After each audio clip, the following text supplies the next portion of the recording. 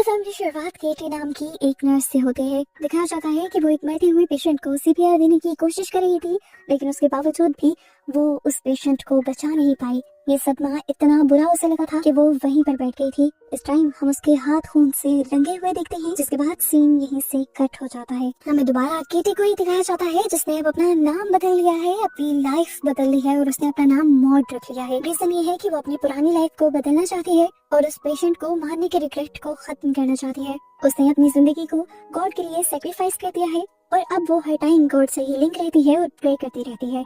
केटी अब क्योंकि नर्स थी, हमें दिखाया जाता है कि उसका प्रोफेशन अभी भी नहीं बदला। अभी भी वो एक नर्स ही है, लेकिन पहले वो हॉस्पिटल्स में काम करती थी, पर अब उसने प्राइवेट नर्सिंग स्टार्ट कर दी है। वो एक कंपनी के थ्रू उन लोगों तक जाती है जो बहुत ही ज्यादा बीमार हैं और मरने की स्टेज पर हैं। वो उनका ख्याल रखती है और उनके आखिरी टाइम्स को अच्छा बनाने की कोशिश करती है। इसी तरह अब केटी को एक नया काम मिला था, अमेंडा नामी औरत का ख्याल रखने का। पता चलता है कि अमेंडा एक पॉप डांसर और एक कोरियोग्राफर भी थी, एक बहुत ही मशहूर इंसान थी, लेकिन अब उसे आखिरी स्टेज का कैंसर था।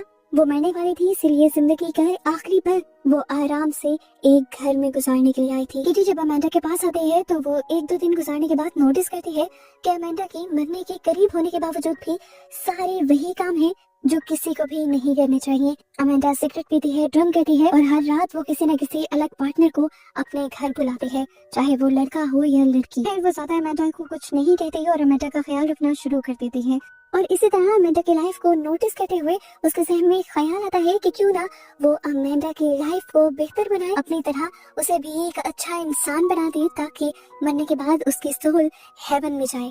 अमेंडा से बात करते हुए केटी को पता चलता है कि अमेंडा तो गॉड को मानती ही नहीं है, वो एक एथीस्ट है। और उसी दिन केटी ये ठान लेती है कि वो अमेंडा को गॉड पर बिलीफ दिलवा कर रहेगी। केटी उसे बहुत सारी रिलीजियस बातें बताती है और बहुत सारी एक्सप्लेनेशन भी देती है कि किस तरह गॉड ने ये सब चीजें हैंडल की हुई हैं, लेकिन अमेंडा को उसकी बातों में बिल्कुल इंटरेस्ट नहीं था, क्योंकि वो गॉड को मानती ही नहीं थी। आज ही रात केटी नोटिस करती है कि अमेंडा से मिलने के लिए उसका एक दोस्त आया था। ये दोस्त काफी मर्तबा उसके घर आया जाया करता था, इसीलिए अब केटी की भी उससे अच्छी जान पहचान हो गई थी। जब तक वो दोस्त इनके घर रहा करता था, केटी को बाहर जाने का मौका मिल जाया करता था। केटी डिनर करती है, शहर में वॉक वगैरह करती है और इसी दौरान दोबारा से उसे कॉल आ जाती है अमेंडा की। घर आने पर अमेंडा का मूड काफी ज्यादा खराब होता है और वो केटी को बताती है कि अब ये आदमी पहले जैसा नहीं रहा। पहले वो मुझे पाने के लिए एफर्ट्स किया करता था और अब क्योंकि मैं उससे मिल गई हूँ, इसीलिए वो मेरी कदर नहीं करता। यहाँ पर अमेंडा केटी से एक बहुत ही अजीब सवाल पूछती है कि क्या तुम्हारा कोई पार्टनर है, तो केटी इसके जवाब में एक बहुत ही अजीब बात बताती है कि उसे कभी पार्टनर की जरूरत ही नहीं पड़ी। वो बताती है कि उसने सब कुछ गॉड को मान लिया है और वो जितने भी काम करती है वो ऐसे ही कहती है जैसे गॉड उसे देख रहे हैं, जज कर रहे हैं, और वो हर काम सिर्फ गॉड के लिए करती है। उसने अपने आप को गॉड से इतना रिलेट कर लिया है कि कभी कभार गॉड उसे उसकी बॉडी के अंदर भी फील होते हैं, और जब ऐसा होता है तो उसकी बॉडी में एक बहुत बुरा झटका लगता है और वो फीलिंग काफी टाइम तक उसके साथ रहती है। अमेंडा अजीब सी नजरों से उसे देख रही थी। ये सारी बातें कोई नॉर्मल इंसान तो नहीं कर सकता था। इसी दौरान माँ की लाइट्स फ्लिकर करने लग जाती है और इन्हें देखकर दोबारा से केटी खुश हो जाती है। उसे लगता है कि ये भी गॉड का एक सिग्नल है, उसे ये बताने के लिए कि केटी जो कुछ कर रही है उससे गॉड खुश है। केटी अमेंडा को कहती है क्योंकि मैं तुम्हारी लाइफ को बेहतर बना रही हूँ, तुम्हें गॉड की तरफ लेकर जा रही हूँ, गॉड को मेरी ये बात ज्यादा पसंद आ रही है। अब वो अमेंडा से कहती है कि आप भी मेरे साथ प्रे करें, हो सकता है कि आपको भी गॉड वाली वो फीलिंग फील हो पाए। ना चाहते हुए भी अमेंडा केटी की बात मान जाती है और ये लोग एक अजीब से योगा वाले तरीके से प्रेयर करते हैं। और इस टाइम अमेंडा केटी को बताती है कि हाँ, तुम सच कह रही थी, मैंने भी गॉड को अपनी बॉडी के अंदर फील किया। और ये देखते हुए केटी को अब लगने लगा था कि उसका मिशन कामयाब हो रहा है। केटी का हौसला और भी ज्यादा बढ़ जाता है और अब वो तकरीबन अमेंडा की लाइफ को कंट्रोल कर लेती है। वो उसे सिगरेट्स भी कम देती है, उसकी सारी अल्कोहल की बोतल्स खाली कर देती है और उसे हेल्दी फूड खिलाना शुरू कर देती है। उसके मुताबिक तो अमेंडा की लाइफ अब अच्छी हो गई थी, लेकिन इस सब के बावजूद भी उसके मुताबिक अमेंडा की लाइफ में एक मसला रह गया था, उसकी दोस्त कैरन, जो उसके साथ आकर सोया करती थी। जब जब ये दोनों रूम में होती है तो केटी इन दोनों के ऊपर नजर भी रखती है और इस सारी चीज को वो बहुत ही बुरा मानती है। इसीलिए अब वो उस लड़की के ऊपर भी भड़क जाती है और कहती है कि तुम जब जब यहाँ आती हो तो अमेंडा को गलत रास्ते पर ले जाती हो, तुम्हें यहाँ नहीं आना चाहिए और अमेंडा की नई और बेहतर होती लाइफ को खराब नहीं करना चाहिए। कैरल केटी से कहती है कि तुम कौन होती हो हमारी पर्सनल लाइफ में बोलने वाली, पर केटी कहती है क्योंकि मैं अमेंडा को अच्छे रास्ते पे लेकर जा रही हूँ, इसीलिए मुझे बोलना है। जब कैरल को भी लगता है कि केटी से बहस करना फजूल है तो वो उसकी बात मान जाती है और काफी दिन तक वो अमेंडा के घर नहीं आती, जिसकी वजह से अब अमेंडा काफी उदास भी रहने लगी थी। लेकिन केटी खुश थी क्योंकि काफी दिन से अमेंडा ने कोई बुरा काम नहीं किया था। इन सारे दिनों के दौरान हम देखते हैं कि केटी को भी बहुत ही अजीब किस्म के अटैक्स आया करते थे। वो हाइपर एक्टिव हो जाती थी, एक्साइटेड हो जाती थी और उसके मुताबिक ये अटैक्स उससे तब आते थे जब गॉड उसके अंदर आते थे। फिर कुछ दिनों बाद हम देखते हैं कि रात में केटी वॉक के लिए निकल जाती है और रास्ते में उसे उसकी पुरानी कलीग मिल जाती है जिसका नाम है जॉय। जॉय इसे देखकर बहुत ज्यादा हैरान भी होती है और खुश भी होती है और वो ये जानकर ज्यादा हैरान होती है कि हॉस्पिटल वाले इंसिडेंट के बाद आज भी केटी नर्सिंग की जॉब ही कर रही थी। लेकिन खैर वो केटी को अपना नंबर देती है और कहती है कि जब भी तुम्हें मेरे से मिलने का दिल करे तो तुम मिल सकती हो। इस सब के बाद जब केटी घर वापस आती है तो देखती है कि अमेंडा उस पर गुस्सा थी क्योंकि वो जान गई थी कि कैरल को केटी ने ही घर आने से मना किया था। उसकी नाराजगी का असर केटी पर इतना ज्यादा होता है कि वो अपने आप को सजा देने का सोचती है और पूरा हाथ अपना स्टोव पर रखकर जला लेती है। और अगले दिन अमेंडा अपने घर में पार्टी रख लेती है और केटी को कहती है कि तुम इस पार्टी में जरूर होना। केटी भी बहुत ज्यादा खुश थी, लेकिन सिर्फ इस पार्टी में आने से पहले जब वो इस पार्टी के अंदर आई तो उसे यहाँ का माहौल देखकर काफी ज्यादा उलझन होने लगी। ये सारे लोग मिलकर बुरे काम कर रहे थे जो उसके मुताबिक बुरे थे, जिस तरह सिगरेट पीना, ड्रिंक करना। उसे किसी से भी मतलब नहीं था, उसे मतलब था तो सिर्फ अमेंडा से, क्योंकि उसको ठीक करने की उसने रिस्पॉन्सिबिलिटी दी थी। वो चाहती थी कि इस टाइम भी अमेंडा ड्रिंक ना करे, सिगरेट ना पिए, पर यहाँ अमेंडा उसी का मजाक उड़ाना शुरू कर देती है। वो अपने आए हुए सभी मेहमानों को कहती है, ये देखिए मिलिए केटी से, ये एक सेंट है और इनको लगता है कि ये मेरी सोल सेवियर है, ये मेरी सोल को बचा लेंगी, उसे हेवन में ले जाएंगी। पता चलता है कि केटी ने पिछली रात अमेंडा को एक बुक गिफ्ट की थी जो गॉड से रिलेटेड थी और उसके ऊपर उसने अपने नाम के सिग्नेचर किए हुए थे और साथ लिखा हुआ था सोल सेवियर। ये सुनकर सभी उसका मजाक उड़ाने लग जाते हैं, यहाँ तक कि कुछ लोग तो खड़े होकर उसे सेंट की तरह तैयार भी करने लग जाते हैं। इन सारी चीजों से केटी बहुत ज्यादा डिस्टर्ब हो जाती है और इस तरह अपना मजाक बनाने की वजह से वो अमेंडा को थप्पड़ भी मार देती है और उसके इस बड़े कदम की वजह से वो ना सिर्फ अपना क्लाइंट खो देती है बल्कि अपनी जॉब भी खो देती है। जिस प्राइवेट कंपनी के साथ वो जॉब कर रही थी उसे उस कंपनी से भी निकाल दिया जाता है। सीन का ठोकर हमें कुछ दिन बाद का सीन दिखाया जाता है और हम केटी को उसके घर पर दिखते हैं।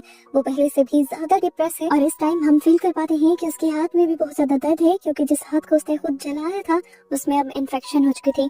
वो वॉशरूम में जाती है तो हम उसके पेट पर बहुत सारे अजीबोगरीब चोट के और कट्स के निशान देख पाते हैं।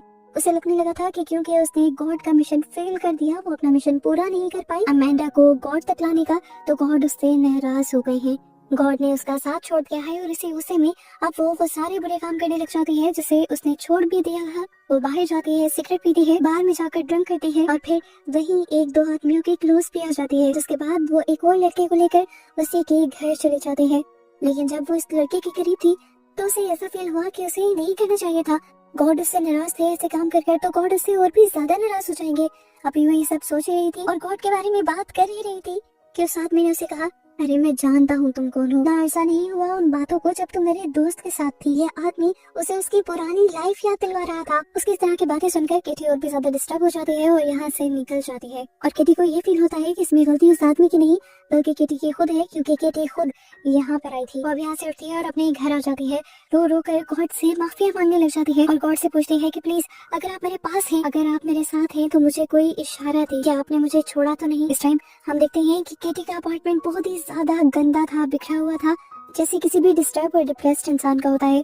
अचानक से केटी हवा में उड़ने लग जाती है और इस सीन को देखकर ऐसा महसूस होता है कि जैसे केटी के साथ कोई एंटिटी हो, कोई इवल एंटिटी जो उसे बार बार अपने साथ होने का महसूस करवा रही थी और केटी उस सब को गॉड समझ रही थी।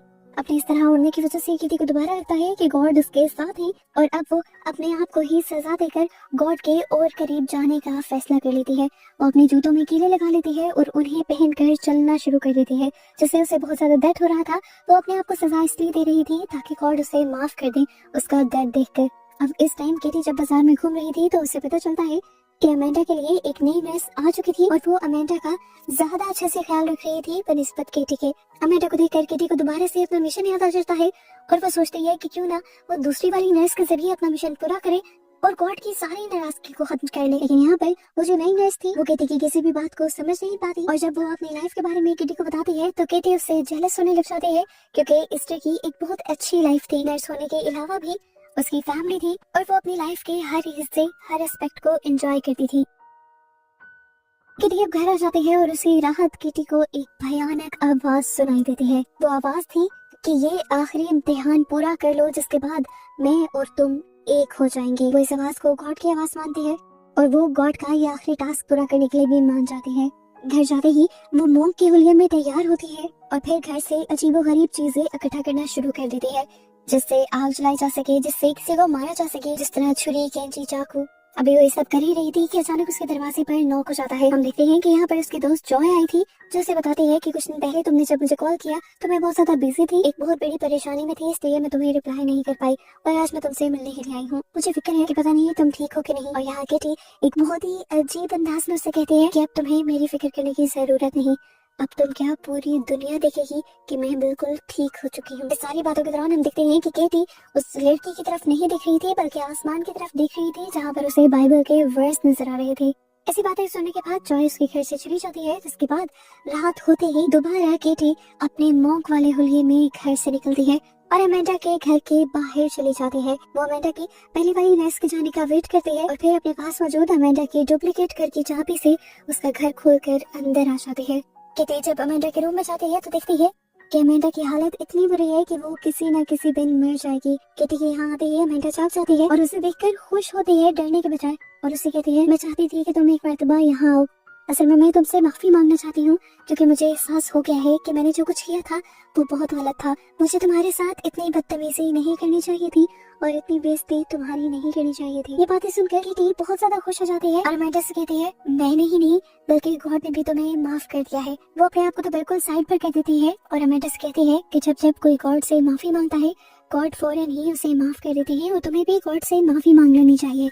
यहाँ पर वो अमेंडा को वो टाइम भी याद करवाती है जब दोनों ने प्रेयर्स की थी और अमेंडा ने भी अपनी बॉडी के अंदर गॉड को फील किया था। अमेंडा दुखी होते हुए नाम में सर हिलाती है और कहती है मैंने ऐसा कुछ फील नहीं किया था केटी, मैंने वो सब ड्रामा किया था क्योंकि मैं चाहती थी कि तुम्हारे साथ थोड़ा सा टाइम बिता लूं। मैं समझ गई थी कि तुम बहुत ज्यादा अकेली हो और इसकी वजह से तुम डिप्रेशन में चली गई हो और साइको हो गई हो। मैं बस तुम्हारा साथ दे रही थी, गॉड वॉड कुछ नहीं होते। उसका ये कहना था कि केटी का गुस्सा बढ़ने लगा। इससे पहले वो कुछ भी कर देती, यहाँ पर हमें दिखाया जाता है कि अमेंडा का मुंह अजीबोगरीब तरीके से लाल पड़ने लगा है। यहाँ पर अचानक से अमेंडा की आंखें काली पड़ जाती हैं और बाहर निकलने लगते हैं। उसका मुंह भी पूरी तरह काला हो जाता है और इर्द-गिर्द की पूरे फेस की नसें नीली पड़ जाती हैं। वो एक शैतानी रूप में आ जाती है और यहाँ पर पता चलता है कि उसके अंदर एक इविल एंटिटी आ गई थी जो वो सारी बातें कह रही थी। ये सब कुछ देखकर किटी पैनिक हो जाती है और उस इविल एंटिटी को मारने के लिए अपने हाथ में पकड़ी हुई सीजर अमेंडा के गले के अंदर स्टैब कर देती है और उसे मार देती है। जिसके बाद वो झूमने लग गई थी क्योंकि उसने फाइनली एक ईवल को मार दिया था और गॉड को जिता दिया था। ऐसा बस उसे लग रहा था, लेकिन सच में ऐसा कुछ नहीं हुआ था। इस पूरी स्टोरी में ट्विस्ट यही है कि किटी एक अकेली इंसान थी। उससे गलती से एक पेशेंट की जान चली गई थी, जिसकी वजह से उसको जॉब से भी हाथ धोना पड़ा और इसी रिग्रेट को दूर करने के लिए वो गॉड के करीब होने लगी और ना चाहते हुए भी साइको बनती चली गई। उसने गॉड को अपने ऊपर इतना ज्यादा हावी कर लिया था कि अपने डिप्रेशन के पैनिक अटैक्स को भी वो गॉड का सिग्नल समझा करती थी। और अब जब उसने नोटिस किया था कि अमेंडा एक शैतान के रूप में आ गई है, वो भी असल में सिर्फ उसकी एक सोच थी, क्योंकि उसे लगता था कि जो गॉड को नहीं मानता वो ईवल है, इसलिए अमेंडा उसे ईवल शक्ल में नजर आई और उसने अब अमेंडा को मार दिया था। खैर अब अमेंडा को मारने के बाद किटी घर वापस आ जाती है और अपने आप को साफ करती है। इस टाइम उसके मुंह पर ऐसा सुकून था कि जैसे उसने बहुत बड़ा मिशन कंप्लीट किया हो। अगली सुबह हम उसकी कमर पर विंग्स भी देखते हैं, क्योंकि अब किटी को लग रहा है कि वो एक एंजल बन गई है जो गॉड के करीब जाने वाली है। लेकिन ये विंग्स भी रियल नहीं है, क्योंकि जब अमेंडा बाहर जाती है एक बीच पर, तब हम उसके कंधों पर वो विंग्स नहीं देख पाते। इस टाइम वो पहले वाले मोंक के उलिये में ही थी। इस टाइम वो अपने जिस्म पर स्प्रेड डाल देती है और फिर लाइटर जला देती है। हमें सीन दिखाया जाता है कि जैसे किटी एक एंजल में बदल गई है, उसकी बॉडी से लाइट निकल रही है, वो गॉड की एक प्रॉफिट बन गई है और यहाँ पे सभी लोग उसके सामने झुके हुए हैं। लेकिन ये सब सिर्फ उसकी सोच थी। असल में हमें दिखाया जाता है कि इस टाइम वो जल रही थी और कुछ ही देर में वो मर भी जाती है और उसके मरते ही ये साइकोलॉजिकल हॉरर मूवी भी यहीं खत्म हो जाती है।